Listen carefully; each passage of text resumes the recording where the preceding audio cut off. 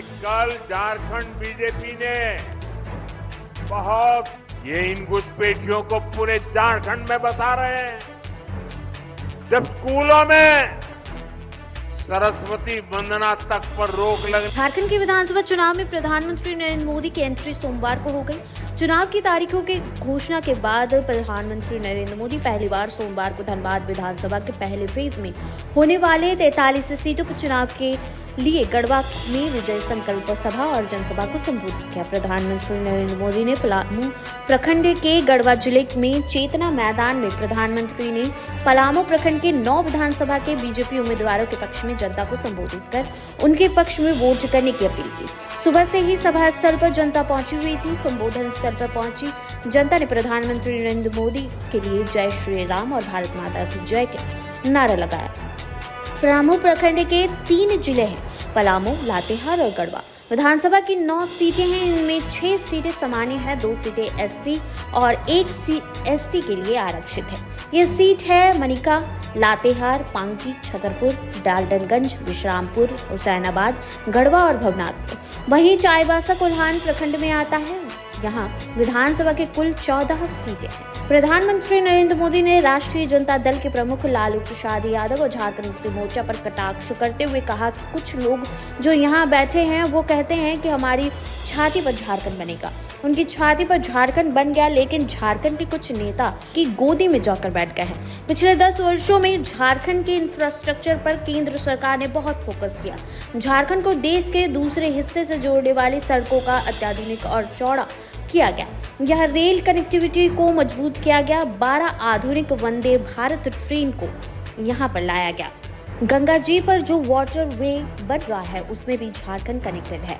Jharkhand BJP का संकल्प पत्र रोटी माताओं, बहनों और बेटियों के कल्याण के लिए इसमें अनेक संकल्प लिए गए हैं। गोगो दीदी योजना, इसमें हर महीने माताओं बहनों को 2100 रुपए मिलेगा। झारखंड के हर गरीब के पास पक्का घर होगा, ये मेरी गारंटी है। अच्छा, मेरा एक काम करोगे, अच्छा पक्का करोगे।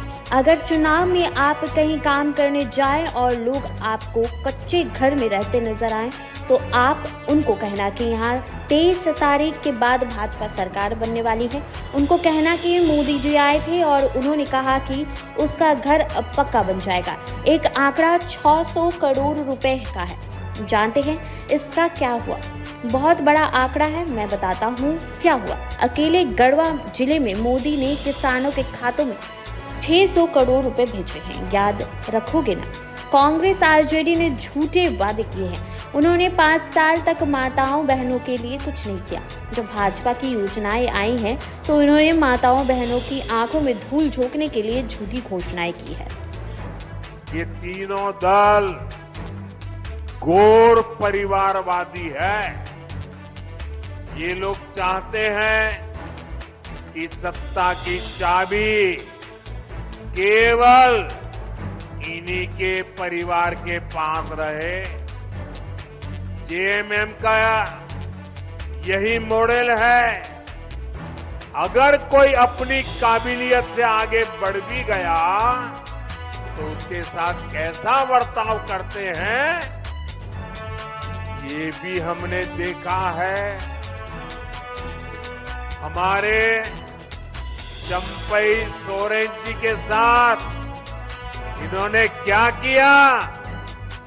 इन लोगों ने एक आदिवासी बेटे को अपमानित करने में कोई कसर बाकी नहीं छोड़ी। जिनके लिए अपने परिवार से बड़ा कुछ नहीं है, वो झारखंड के आप सभी लोगों की परवाह कैसे करेंगे भला? इसलिए झारखंड के हर नौजवान से कहूंगा, ऐसे स्वार्थी दलों को अच्छे से सबक सिखाना है।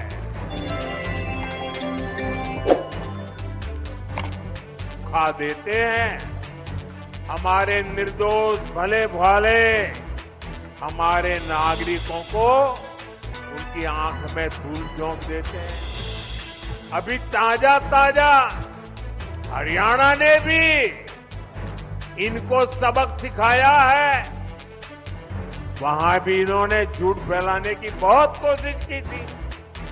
महिलाओं, किसानों, नौजवानों, एससी, एसटी, ओबीसी सभी को कुछ न कुछ झूठ बेचने की कोशिश की थी। लेकिन हरियाणा वालों ने इनके झूठ को टिकने नहीं दिया। कांग्रेस और उसके साथी जहां जहां भी झूठ बोलकर सत्ता में आए हैं, उस राज्यों को उन्होंने बर्बाद कर दिया है। इन्होंने हिमाचल को तबाह करके रख दिया है। वहां कर्मचारियों के सामने सैलरी और पेंशन तक का संकट आने लगा है। अपने हक का डीए पाने के लिए कर्मचारियों को आंदोलन करने पड़ रहे हैं। यहाँ जो सरकारी मुलाजिम है ना, वो जरा हिमाचल के अपने परिचय दो तो पूछ लो क्या हाल करके रखा है इन्होंने। तेलंगाना में भी कांग्रेस सरकार के झूठे वायदों की वजह से वहां की जनता पस्त पड़ गई है। कर्नाटका में जो कुछ हो रहा है उससे तो कांग्रेस के भीतर ही घमासान मचा है। कांग्रेस के जो अध्यक्ष है उन्होंने भी मान लिया है कि कांग्रेस झूठी गारंटी देती है। मैं तो हैरान हूं, पता नहीं कैसे हमारे खड़गे जी के मुंह से जाने अनजाने में सच निकल गया। उन्होंने कहा कि कांग्रेस की जो अनाप शनाप घोषणाएं हैं ये राज्यों को दिवालिया कर देगी। इसलिए आपको कांग्रेस और उसके साथियों की घोषणाओं पर कभी भी भरोसा नहीं करना है।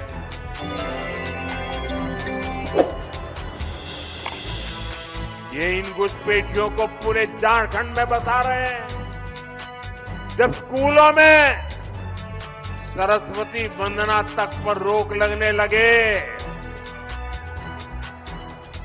तो पता चलता है कि खतरा कितना बड़ा है।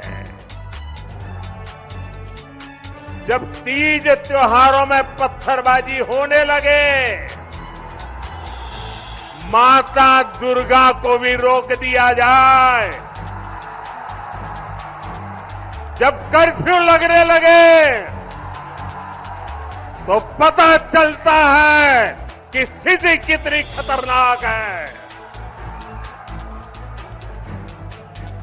जब बेटियों के साथ शादी के नाम पर छल कपट होने लगे तो पता चलता है कि पानी सिर के ऊपर से गुजरने लगा है।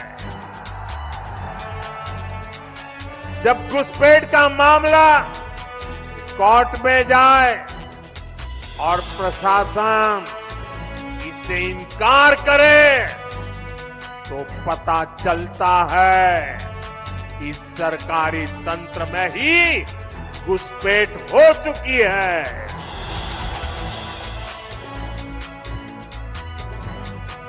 ये आपकी रोटी भी छीन रहे हैं, ये आपकी बेटी भी छीन रहे हैं और ये आपकी माटी को भी हड़प कर रहे हैं।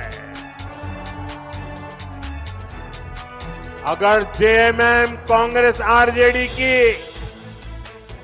यही कुनीति जारी रही तो झारखंड में आदिवासी समाज का दायरा सिकुड़ जाएगा। ये आदिवासी समाज और देश की सुरक्षा दोनों के लिए बड़ा खतरा है। इसलिए इस घुसपैठिया गठबंधन को अपने एक वोट से उखाड़ फेंकना है। फेंकेंगे। एक एक वोट रोटी बेटी माटी को बचाएगा। बचाओगे?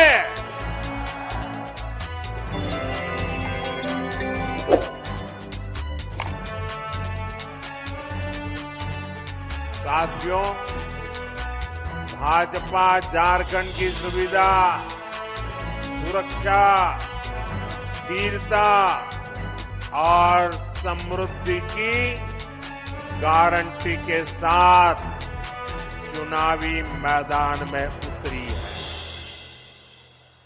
मैं झारखंड भाजपा को